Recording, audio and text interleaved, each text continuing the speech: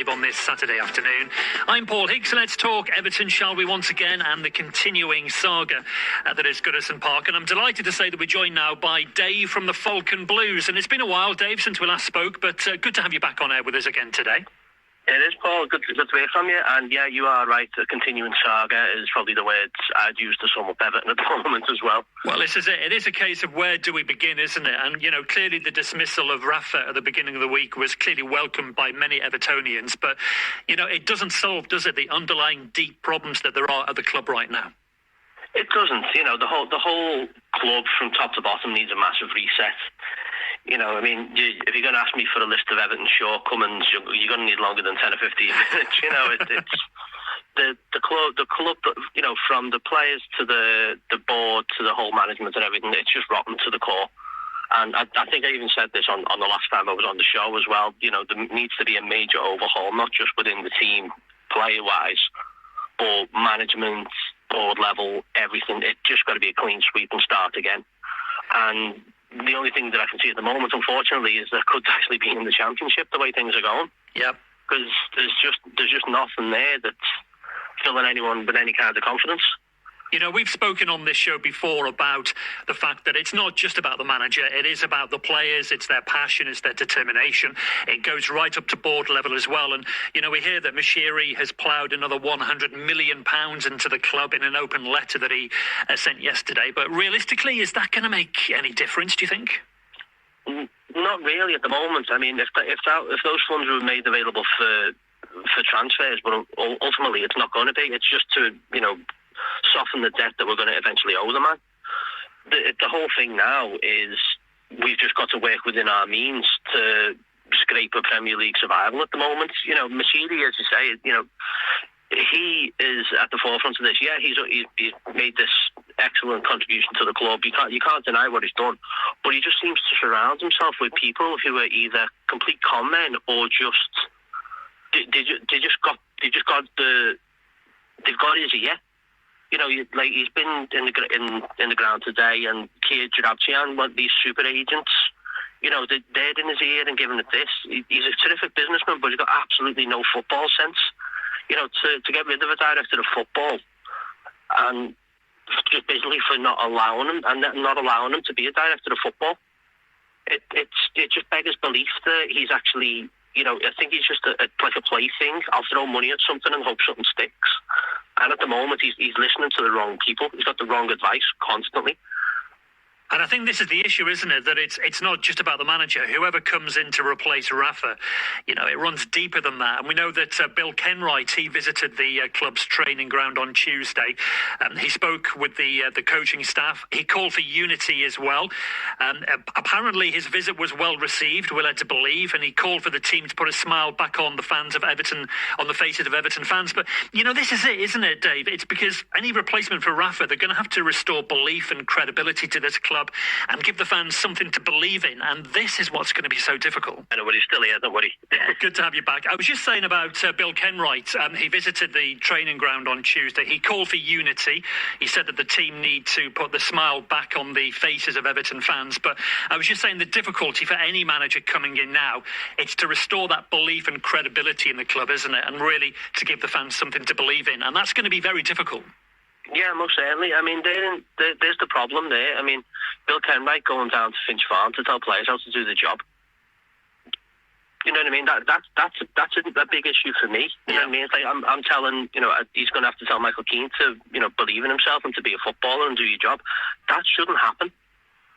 You know, they shouldn't take the chairman to come down and come, listen, lad, you need to pull a finger out here. It's like, you know, I get it. It's like, yeah, well, we're paying your wages, so sort it. I mean, I think there's probably more harsher words said than what Bill's, you know, apparently said. But at the same time, you think, well, you didn't need to do that. You know, you need to be looking at the board, the side of the job that he works on, rather than the playing staff. Let the management and the coaches do all the playing staff side. You go and deal with the problems that are higher up. With the owner, with the CEO, with the board level kind of stuff. And, you know, I think I understand. I get Bill Kenwright. You know, he wants to be involved with everything, being an Evertonian. But sometimes there's that point where you go, listen, step away, and just let let people the professionals deal with their part of the job, and you get on with yours, because that's the side of Everton where no one's doing what they should be. Yeah, it's a good point. And, in terms of, as I say, in terms of correcting the faults within this club, it's going to be a real issue. We spoke on the show before today about, they're trying to rebuild a new stadium, the money that's going to be involved in that, which ultimately is going to take money away from recruitment.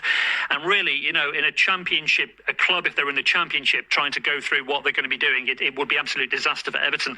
So in terms of what needs to change then, Dave, whether it's the manager or whether it's further afield, I mean, let's just talk about, the potential replacement for Rafa. There are names in the frame. You're talking Wayne Rooney, you're talking about Roberto Martinez, but I know that would be quite a divisive character to bring back to Goodison Park. Who do you want to see replace Rafa at this time?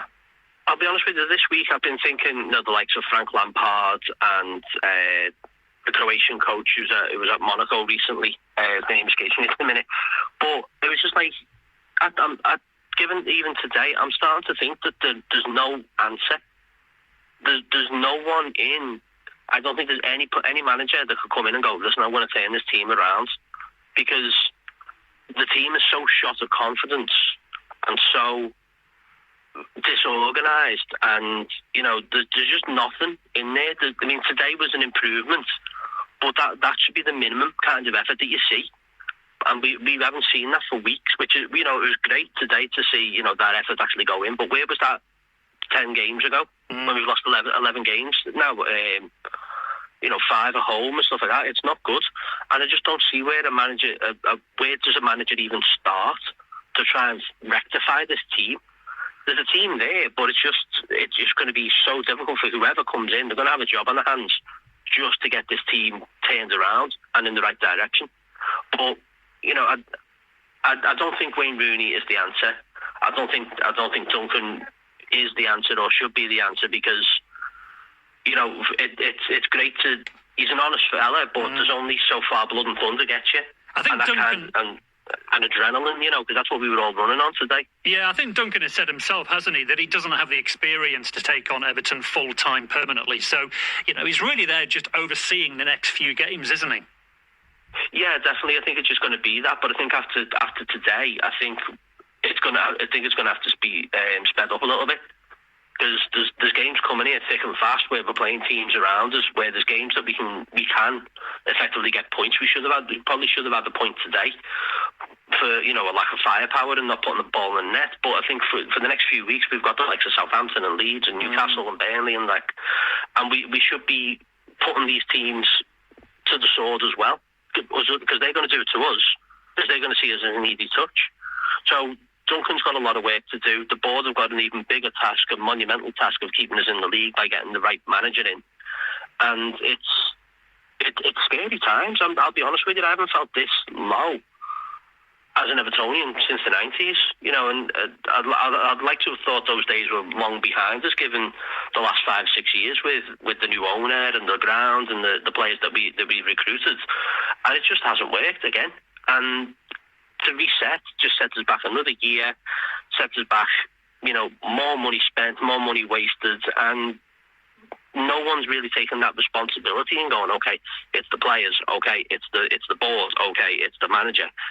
It's an amalgamation of all of this. It's almost a soup of just horrible, just a mess. There's no other way to describe it. It all needs just a reset completely. And I think this is a common theme, isn't it? We're hearing now from Evertonians, and we spoke to Callum Snell in the last hour of the show. It's the disengagement of the fan base to the club. The fans who have said, look, we've been through so much over the last few years. You talk about Mashiri spending $500 million in the last 5 years, but there's nothing to show for it. And it's when the fans become disengaged with the club and that they just couldn't really care less. That's where the real slippery slope begins, isn't it? Definitely. The disconnect has been coming. I think it's not just been. It's been coming over the last 3 or 4 years. I think more with when we're bringing in the likes of Sam Allardyce to steady the ship and stuff like this, and letting players go. Benitez there was probably the final nail in the coffin for a lot of people who not just getting disenfranchised with Everton, but completely disillusioned, disenfranchised with football in general. The way things are going, the silly amount of money that's being spent for no effort, players that are, getting these kinds of wages and not putting any kind of, just not even showing up, but they're still picking up all these wages every week. Where we're in a crisis period in the pandemic and everything, and people are just going, you know what? I've got better things to worry about on a Saturday. Yeah. And if people started just disappearing from Everton, I wouldn't blame them, because they give us no joy, they give us almost no respect as well at times. There's just nothing there to get anyone motivated to, right, I'm showing up at Everton this Saturday and I'm going to enjoy the game, I'm going to have a laugh with my mates. And I think that's what it is. I think people just want to just go and meet the mates now. The football is incidental. The football is that hour and a half that you've got to put up with before you see your mates again. That's the way football is at the moment. But like I said, the whole reset of Everton needs to happen this week. A new manager has to come in this week. We can't wait any longer. Now we're 19 points out of 20 games. But I guess the issue for the board as well, isn't it, is about getting the right candidate. And clearly the board doesn't want to rush into a decision maybe too soon. But when you look at the people that are being talked about as possible replacements, there isn't an outstanding candidate, is there? I mean, you talk about Wayne Rooney. I know he's doing well at Derby County at the minute in his managerial role, but whether he would want to take this on, we know he's an Evertonian, and possibly he's the front runner at the minute. Just a word about Martinez, because, we talk about the toxicity in the ground when Martinez was last the Everton manager at the end of his last tenure at Goodison Park. There were banners up for Martinez to leave. There were fractures in the squad. There was an issue with Leighton Baines as well. And there are those fans that say, look, if Martinez came back to Goodison Park, then Everton would be right back to square one, like they were with Rafa Benitez. There was talk about Mourinho. I mean, I'm not sure Mourinho would want to come to Goodison Park, but just talking about Martinez, again, a very decisive figure there. And clearly, if he were to come back to Goodison Park, again, it's just going to divide the fan base. Again, yeah, completely. I don't want him anywhere near Everton. The first season was great, where he had a strong Moyes defence and a strong Moyes side, and he disciplined them quite well.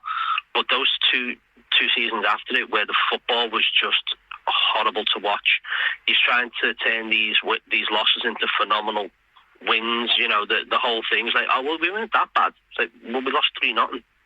He tries to turn all these negatives into a positive, but in the end, you've got to look at yourself. Are you that blinkered? Are you that stubborn? And for him to come back, I think that can't happen. And I think I've seen a couple of videos on Twitter today where Bill Kenwright's been outside the ground. There's been fans, trying to get the point across as best they can to Bill and to the board and things like that. And people have actually come out and said, listen, we don't want Martinez.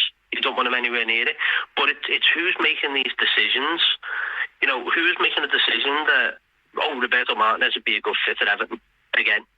Have they learned nothing? Did he not actually go back and look at statistics? Did you not watch those last two seasons?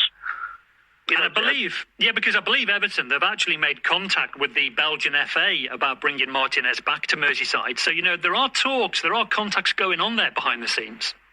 There was that, and I think it was to try and put him in a role where he would do Everton and the Belgium side. He can barely do one. He can barely do one job at the moment. He's got the golden generation of this Belgian side, and has got them nowhere. They should be ripping up tournaments. They should be, the Euros, the World Cup.